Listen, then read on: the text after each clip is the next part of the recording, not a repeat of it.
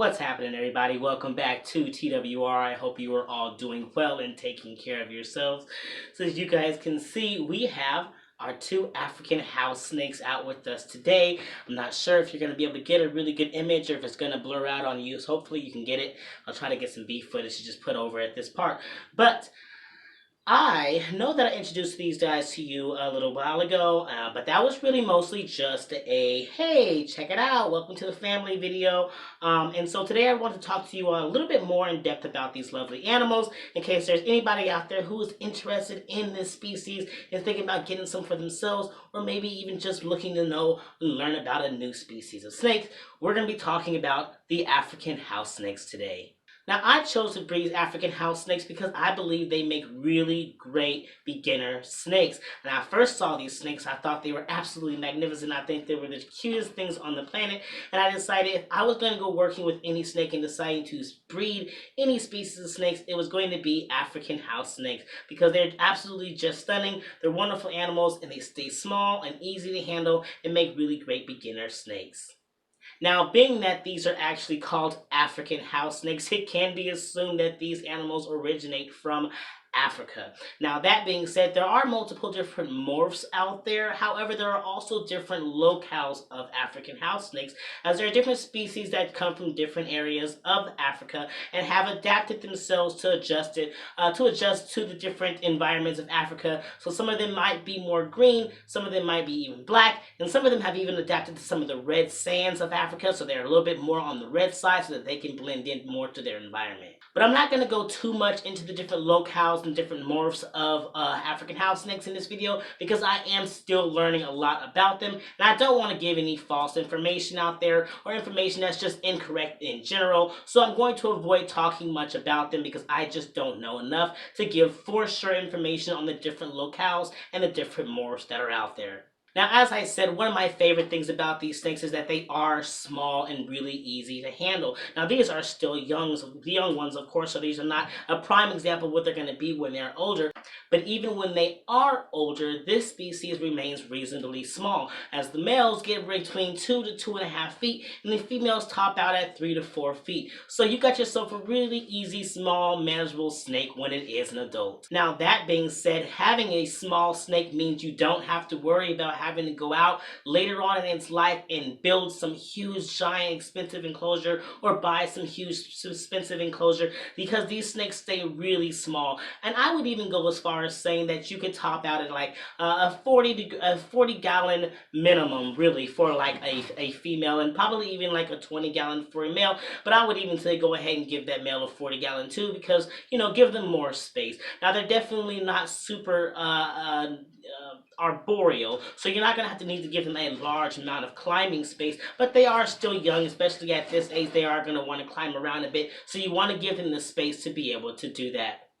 Now, of course, it doesn't mean you have to get a tank or an enclosure or anything like that. There are plenty of people who keep them in tubs. Now, if you do choose to go with tub, that's even cheaper of a route when it comes to keeping, and you can still get some pretty decent sized tubs out there for really cheap, so you can give them a lot of space, but more on a budget. However, just know that whatever you choose to do, these little guys are escape artists, so you want to make sure that if you get yourself a tub, maybe think about getting a rack system where it can slide in and not have a lid to worry about or anything like that. Something that can be super secure because they're escape artists and they will get out of whatever you try to put them in if it is not super secure. So whether you're choosing to build an enclosure or buy a glass enclosure or go ahead and doing tubs for them, just make sure that it is super secure because these guys are majorly great at escaping everything you try to put them in. Now, we're going to talk a little bit more about their husbandry. So I personally am right now keeping mine in tubs. I did show you guys those in the last video. I'll try to put a little bit of more beef footage over here, but I'm keeping mine in tubs. I will eventually move them up to enclosures, but I do have them in tubs right now, and I'm keeping them on aspen bedding. Now, of course, you can keep them on various different beddings. It doesn't have to be aspen. asking, you can choose something that might hold a little bit more humidity, because these guys can sit ranging between 40 and 60 degrees. I keep mine at about room at the same as in my room. It's just about 40. It's pretty low, but when I do see them going into shed, I will provide them with a humidity box so that they can go in there and have a proper shed. I do realize though that the male might like his humidity in general to be just a little bit higher than I'm keeping it, because I don't think he likes to go in the humidity box. I did provide him with one last time, and he had a really difficult shed, and just didn't spend a lot of time in it. So I think in general, I will keep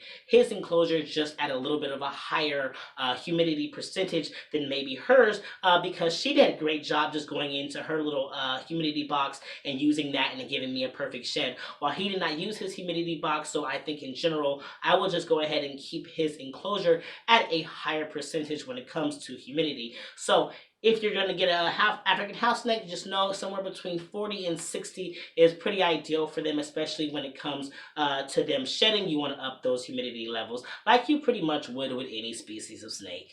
Next thing that makes these wonderful animals an ideal pet is that they are great eaters. You are not going to really have a hard time getting these guys to eat. Now, especially if you get them from a reputable breeder, you definitely want to get them from a reputable breeder. I got my first pair from like Triple L Reptile or something like that, I remember, if I remember correctly. They did not come very healthy, and they died very shortly after arriving to me. So, definitely make sure you're getting them from a reputable breeder so that you know and you can tell and have them tell you exactly how well they're eating, and when the last time they fed, because things like Triple L Reptiles are not going to be able to give you all those more intimate details like you're going to get from a private breeder. So if you're thinking about getting an African house snake, definitely look out there and find the resources for captive bred animals that are not some mass chain like Triple L Reptiles. Definitely find yourself a private breeder, because you will have a much better luck at getting healthy animals that you know are going to be eating. These guys eat like a champ. They eat like a champ, and that's what makes them fantastic. They eat everything. Of course, you want to, for them, I give these guys, I think I'm going to have them on fuzzy pinkies right now, which is just a little bit bigger than the midsection, but they eat them no problem and really great, and they have really quick metabolisms. I think that's how, is it quick or slow? No, very quick metabolisms. So they actually really eat a lot, and they poop a lot. So you're going to get a snake that poops a lot. So if you're thinking about using paper towels and paper for your substrate, you can. Just know that that's going to have to get cleaned out a lot. Whilst if you have like a substrate, you can just do a regular spot cleaning, get all those regular little poops out there, and then maybe do a monthly overhaul where you clean it all out and go into depth. But because they eat so much, they poop a lot. So if you're thinking about going to paper, just know you're going to be doing a lot more cleaning of all that poop. These guys are eating weekly, literally weekly, because they move around a lot, especially at nighttime. The metabolism is super quick, so they are ready to eat on time, weekly, guaranteed it, and they have not missed a meal. They gave me a little bit of hesitation when I first fed them, which is natural, but they took it and they ate. So if you're looking for snakes that love to eat, these guys are it. They have really great appetites, especially like I said, if you get them from a great resource, if you get them from a reputable breeder who can tell you exactly how well they're eating and what they're supposed to be eating and all of that. And I'm very happy to have found Bushville Reptiles, who I got these guys from, and they did a really great job working with me and getting me the animals that I was looking for, and I'm very happy with them, and I love them a lot. And as you can see, they're looking super healthy, and they're actually hungry themselves. It is time for them to eat. So after I finish this video, these guys will be eating. So there you guys have it. Really fantastic snakes, really fantastic species. I think I covered everything. I've got their enclosure, I got the enclosure size. You can choose whatever you want for your enclosure. Just make sure it's super secure, because they will escape. Be wary of your humidity levels.